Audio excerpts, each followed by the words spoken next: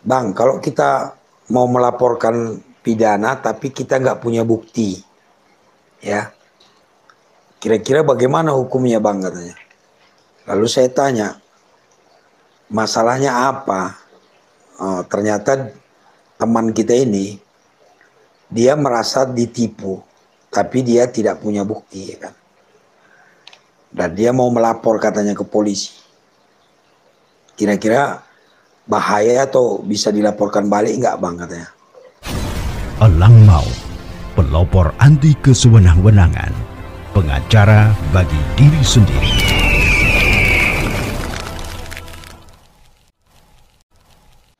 Nah, berkaitan dengan pertanyaan kawan kita tadi, apakah boleh melapor? Nah, boleh. Setiap kita merasa ada yang dirugikan, kita boleh melapor.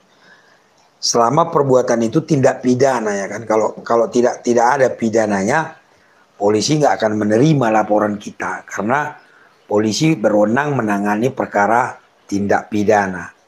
Jadi kalau kita melaporkan penipuan misalnya, kita nggak punya bukti, nah, memang tugas penyidik atau polisi lah mencari bukti. Tapi hati-hati teman-teman. Nih, hati-hati. Kalau kita melaporkan orang itu hati-hati ya. Saya bacakan pasalnya. Di pasal 220 KUHP.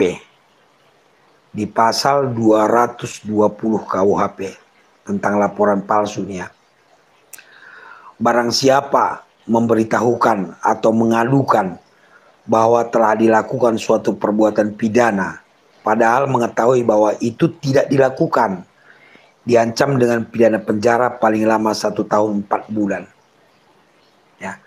Jadi kalau kita melaporkan orang, teman-teman ya, padahal kita tahu dia tidak melakukan tindak pidana, tapi kita laporkan seolah-olah dia melakukan tindak pidana nih. Ini kita diancam pidana penjara paling lama 1 tahun 4 bulan. Jadi kita tidak boleh melaporkan orang hanya karena tidak suka misalnya. Kita benci atau kita mau menjatuhkan seseorang. Lalu kita laporkan dia melakukan perbuatan pidana. Padahal kita tahu dia tidak melakukan perbuatan itu.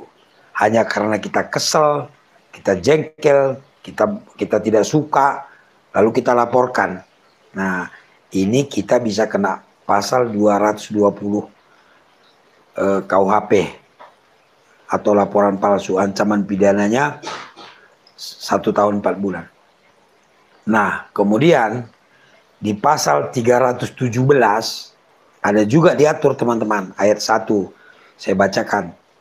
Barang siapa dengan sengaja mengajukan pengaduan atau pemberitahuan palsu kepada penguasa, baik secara tertulis maupun untuk dituliskan, tentang seseorang sehingga kehormatan atau nama baiknya terserang, diancam karena melakukan pengaduan fitnah dengan pidana penjara paling lama 4 tahun. Nah, jadi kalau kita melakukan pengaduan fitnah, kita bisa diancam pidana 4 tahun. Jadi apakah boleh kita melapor seperti tadi ke polisi? Boleh, tapi hati-hati. Ada dua hal yang perlu kita pahami tadi ketika kita mau melaporkan orang. Yang pertama tadi, kita jangan pernah melaporkan orang hanya karena tidak suka, ya kan. Dia tidak melakukan perbuatan pidana itu, tapi kita laporkan. Itu kita bisa kena ancaman pidana penjara paling lama 1 tahun 4 bulan. Yang kedua, kita melaporkan fitnah, ya, sehingga terserang kehormatannya.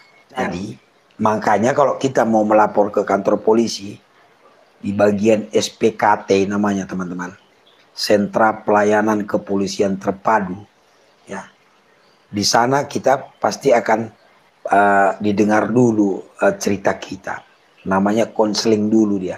Kalau memang bukan tindak pidana, polisi biasanya tidak menerima langsung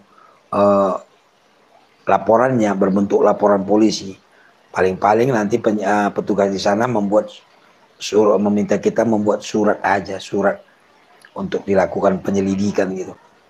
Karena kalau langsung menerima laporan polisi berbentuk LP dia, itu sudah ada minimal bukti permulaan yang cukup lah.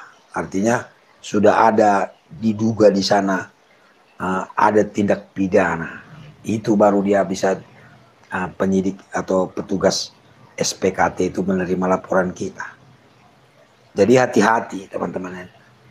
Kalau kita tahu bahwa orang itu tidak berbuat pidana hanya karena kita benci, hanya kita karena ingin menjatuhkan orang atau persaingan misalnya, kita bisa kena pasal 220 tadi.